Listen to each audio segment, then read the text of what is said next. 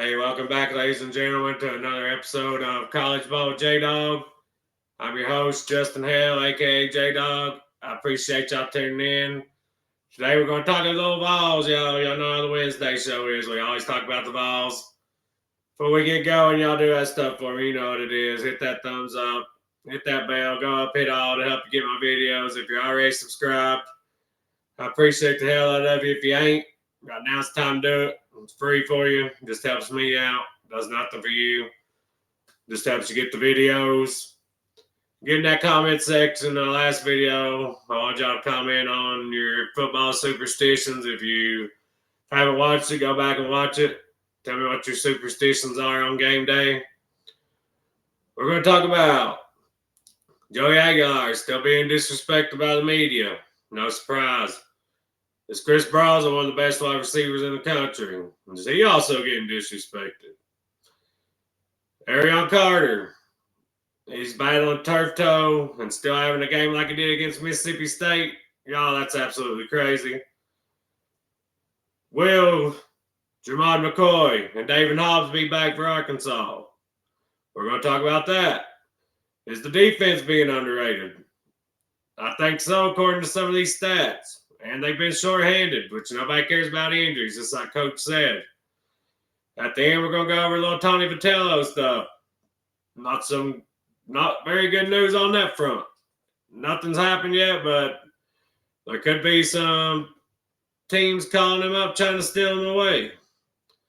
All that and more on this episode of College Ball with J-Dog. So y'all grab your snacks, grab your drinks, grab your dinner, whatever you're doing, you watch these. I'll shut up. We'll get into it, y'all. First thing, on 3, put out their damn Heisman list. Look at this.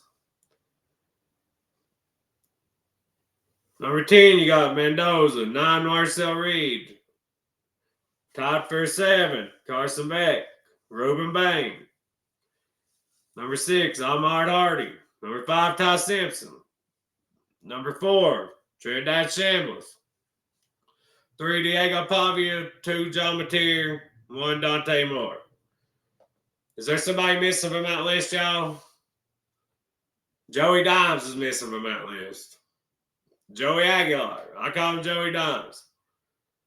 He leads the SEC in pass yards.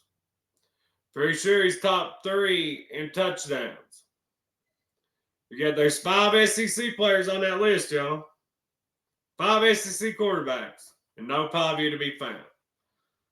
Somebody said, it's because of his interceptions. Well, if you watch the game, you know his interceptions ain't his fault. A couple of them have been, but most of those have been receivers dropping, or one was his receiver falling down against Georgia. But besides that, he's played clean football. Almost all of his interceptions have hit his receivers in the hands. His Heisman odds to start the year, y'all, was plus 5,500. After Mississippi State, it went down to plus 1,300. The good news is, on 3 don't decide the Heisman. Vegas has him in the top 10. I want to say he's like tied for 6th. And he's got plenty of games ahead to climb up in rankings.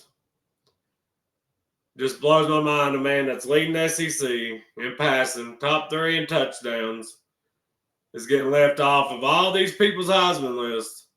But then they had guys like Trinidad Shambles, who didn't even start the season. He didn't start 2 games. Ty Simpson, he's good. I'm glad he's up there. All these guys, I'm not saying none of these guys deserve to be up there, y'all. Let's pull it up one more time and look at it. Because most of these guys are deserving. But you're going to put Reuben Bain, a defensive player, on the list that you know damn well ain't going to win it. Mateer at 2. Mateer's about to miss 2 or 3 games. And he's played pretty good, but his stats compared to his hype is nowhere near what it should be. He's got the yards. He don't have the touchdowns through the air at all. Carson Beck, I have no problem with him. I don't really have a problem with anybody on this list besides Reuben Bain. All these guys are balling out. Even Reuben Bain's balling out. But Dante Moore, he's played pretty good. This is like the most recency bias list I've seen. He played pretty good against Penn State. John Mateer played. Pavia's played great.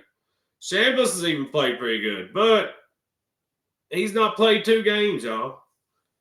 Ty Simpson's played good. Even the Florida State game, he played pretty good. He didn't play great, but that was his one bad game so far. If there's anybody on this list I'd take off and put Aguilar in for, would be Reuben Bain. But Aguilar should definitely be on the top 10 list, any top 10 list.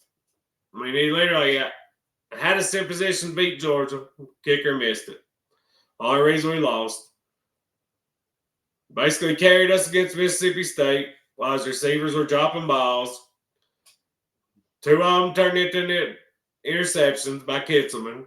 Mike Matthews dropped his bomb down the field. That would have been a 70-yard touchdown. The ref screwed him out of a 60-yard touchdown to Chris Brazel, called offensive pass interference on him. What else can he do to get on that list? I mean, the man is absolutely balled out all year. And Tennessee should be 4-0. We're not. 5-0. But we're not. We're 4-1. But still, that's good enough to be in the Heisman talk. While we're talking about players getting disrespected, let's talk about Chris Brazel, y'all. So if Ron Williams and Jeremiah Smith had Chris Brazel's numbers or had made the plays that Chris Brazel's made, they'd be the odds leader for the Heisman. Changed my mind. This dude's absolutely correct. Chris Brazel leads the nation in touchdown catches. Pretty sure he's top 5 in yards. And that's with the 60-yard touchdown being taken away from him. He torched Georgia. He torched Mississippi State. He's torched everybody we played. His numbers are better than those 2 guys. Yet all you hear about when they talk about Alabama is Ryan Williams. What's Ryan Williams done this year? Not much. And ever since the beginning of last season, Ryan Williams leads the nation in drops, y'all. He dropped a touchdown last week. Jeremiah Smith, he's played pretty decent this year, but he's not put up the numbers he put up last year. Yet Chris Brazel gets no respect. If he keeps putting up the numbers, they're going to have no choice but to give him respect. Could he be our next Blitnikoff winner? Jalen Hyatt won it. Could Chris Brazel do it? It's very possible. He keeps putting up these numbers. The disrespect the media gives the Vols, it never surprises you. It's like our defense. Our defense has gave up some yards and gave up some points, but there's reasons for that, and we're going to get into that in a minute. But first, man, we got to clap it up for Arion Carter, y'all. The man's playing with turf toe. Most players don't even play when they have turf toe. Even quarterbacks sit out over turf toe. This kid, this is from Austin Price on the Zone with Raymond and Will. Ramon Foster. He says he's battling turf toe. He's really gotten through it. The kid is tough, man. He really is. And he's such a good kid. Really impressed by his perseverance on Saturday. Because he could have easily just not made the trip. But he was adamant about playing. He went out there, made 17 tackles.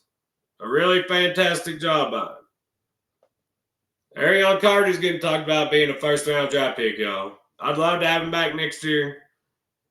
Cole Kubelik has praised Arion Carter. Talked about how he's the fastest linebacker in the conference. 17 tackles on turf toe, y'all, against a Mississippi State team that was gashing us on the ground. Arion Carter, he's the leader of the defense, y'all. With McCoy being out, David Hobbs been out, Jackson Moy's been out. Ricky Gibson's out. Our defense has been gutted, and they're still playing pretty good ball, y'all. Are they giving up yards? Absolutely. But they've been opportunistic, y'all. They're leading the nation in one category, and that is sacks. They're leading the nation in sacks. Look at that. 20 sacks. We're averaging 4 a game. They got us tied out there because Maryland, Oklahoma's played a game less than we have, but 10 of Oklahoma's come in one game against Auburn. We're getting sacks every week, y'all. We're leading the nation. This defense is opportunistic. Have they gave up yards? Absolutely. But what do you expect when you've been without your best defensive tackle on Jackson Moore? You're without your second or third best defensive tackle on David Hobbs. Your linebacker's banged up. You're without your best quarterback, Jamal McCoy. You're without your second best quarterback, who's an all-SEC first-teamer, Ricky Gibson. It's been tough, y'all, but the defense has made plays when we needed them to. They've done everything we need to do to win games. Have we won all of them? No. Georgia game we lost, but the defense done enough to win that one. The offense done what they need to. We just missed the kick, y'all. Unfortunately, that shit happens. Another stat they're doing good in. We're second in the country in defensive touchdowns. We got 4. 3 fumble returns for a touchdown. 1 interception return for a touchdown. We forced quite a few turnovers this year, y'all. The defense has been very opportunistic. Like I said, yes, they're giving up some yards. Yes, Mississippi State ran the ball on us. But when we need a play, our defense gets that play. Our defense scored 2 touchdowns against Mississippi State. The offense got screwed out of a touchdown. Then we dropped a touchdown. And that's what I was talking about, points per game, y'all. Our defense points per game is skewed. It's Mississippi State. Kitson had the ball hammer out in the hands. They intercepted. They get the ball at the 27-yard line. First drive of the game for us, we muffed the punt. They get the ball at the 10-yard line. Even get a flag. Might be a 15-yard line. They get a flag. Keep the drive going, score a touchdown. That's 10 points in that game Mississippi State wouldn't have. That the defense basically had no choice but to give up. So they scored, 38, 34? That'd be 24. Against ETSU. We fumbled the ball at the 10-yard line. ETSU scored. They scored 17. That'd be 10. I want to say there was one against Georgia too, but either way, you get what I'm trying to say. Our defense has not been healthy all year. Yet they're still doing enough to win games, and their numbers are skewed on points per game because the offense and special teams have put them in very bad spots in a few games. The good news is, from all the reports, from Austin Price, Brent Hubbs, all the main guys, Jamal McCoy will be back against Arkansas, y'all. So will David Hobbs. You cannot understate how huge that is for this team, y'all. Jamal McCoy being back is absolutely huge. Colton Hood has been a lockdown corner, and he was supposed to be our backup to Ricky Gibson and Jamal McCoy. Well, Gibson gets hurt. Now he's our number 1. Now he gets to go back to being number 2. That means both sides of the field locked down on the outside. Then Boo Carter in the slot. It's absolutely huge. If we could have Ricky Gibson didn't get hurt and we got Jamal McCoy back, this defense would be the number 1 pass defense in the country. It still possibly can be, but the safeties have been an area of weakness. I hope we get some of that fixed in the bye week. Will Brooks was underrated last year, y'all. He was a walk-on. Everybody's like, damn, we're starting to walk on safety. Will Brooks made play after play after play. Big interception after big interception last year. The safeties have been the weak spot on the defense so far. The D-line has been great. Pass rush, they've not been that great against the run yet. But with Jackson Moy being back fully healthy, he's on the pitch count against Mississippi State. He's not going to be on no pitch count against Arkansas. David Hobbs back. Absolutely huge for the defensive line. Arion Carter, a couple of linebackers getting a week to relax. He gets to heal his turf toe. Other guys get to heal a couple of nagging things. Huge. The run defense is about to be a lot better. And also, Mississippi State's one of those teams. They're like us, y'all. They spread you out. They run the same system. They're going to get theirs on the ground. That's just who Mississippi State is. They're just like Tennessee in that aspect. But Jermon McCoy cannot be understated, y'all. How huge that is going to be going forward. Because Ty Redmond has gave his all, y'all. But in the Georgia game, he absolutely got picked on. Georgia, if we had Jermon McCoy against Georgia like we originally hoped for, I think we still win that game. Because they picked on Ty Redmond. That's great coaching from Kirby Smart. But if we had Jermon McCoy and the Colton Hood go to the other side, y'all, they're talking about Colton Hood being a first-round pick now. And he didn't even start at Colorado. Colorado's high on him. He was their Travis Hunter replacement. That tells you how high Deion was on him. And if Deion knows anything about football, it's how to play corner. It was absolutely huge we got him. If we didn't get him, we'd be in shambles in the secondary right now. Huge getting off season for hopping them in the transfer portal. I just want to talk about defense some and tell you it's not all doom and gloom like some people are talking. Yes, we gave up some points. Yes, we gave up some yards, but the defense is making plays when they need to. And once we get healthy and we stop the run a little better, quarterbacks better have fear of them because their defense is coming.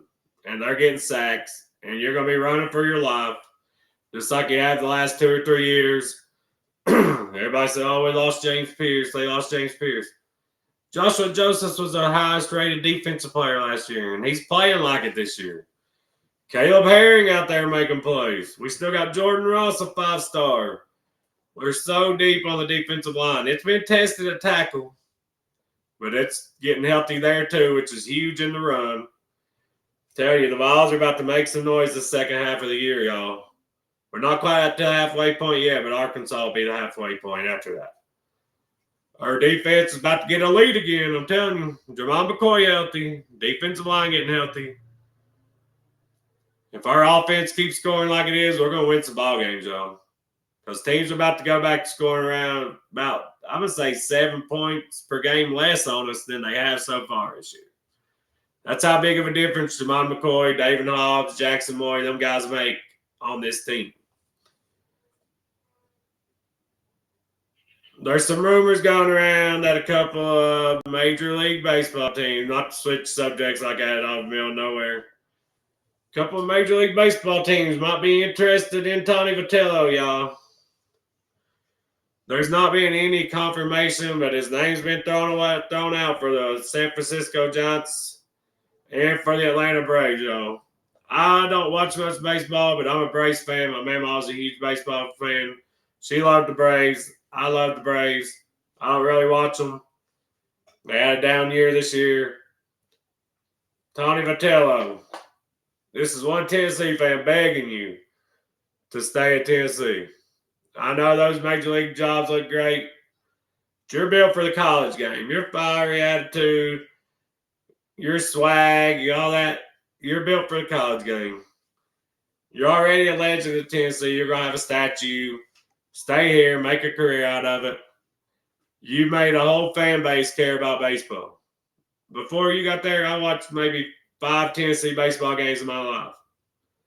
Now I tune in every chance I can. You literally turned us into the powerhouse program in the toughest conference in baseball. Just wanted to give you all that news, y'all. Tony Vitello is being mentioned for Major League Baseball jobs. I don't think he'll take them, but I don't want you to be caught off guard if he did. Nothing's concrete yet, y'all. It's just rumors. That's all it is. I just wanted to cover that. Real quick, before we get into next week, tomorrow we do our pick show, y'all. I just want to go over how absolute great last Saturday was. If we could get a Saturday like that every weekend, y'all, it'd be amazing. Look at this. 6 games went into overtime in week 5, with 3 of them going into double overtime. 4 of those 6 overtime games involved ranked teams, and 2 of them a top 10 team lost. That's not even including Georgia and Bama that went down to the wire, y'all. It should have went to overtime, but Kirby would have kicked the damn field goal instead of bringing in his 3rd-string power back to try to run a sweep with, or a toss with. Oregon, Penn State, double overtime. Penn State does what Penn State does, they lose. Florida State, Virginia, double overtime. Virginia pulls the upset off, storms the field. Former ball, Squirrel White gets lost in the sea of Virginia fans. I was seriously wondering if he was okay after that. He is. Tennessee goes into Stark Vegas, wins in overtime. Georgia Tech goes to Wake Forest, wins in overtime. Georgia Tech should have lost that game, y'all.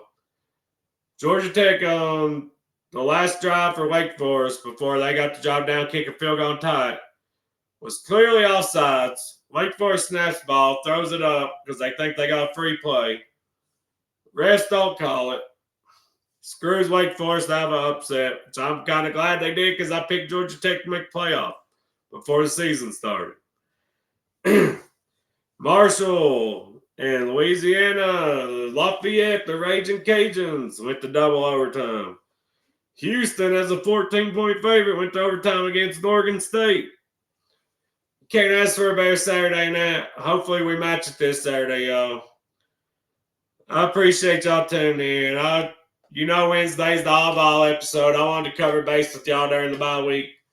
Tomorrow's the pick show.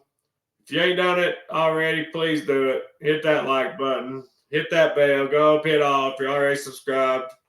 Thank you. If you subscribe while you're watching this video, thank you. I appreciate all y'all tuning in.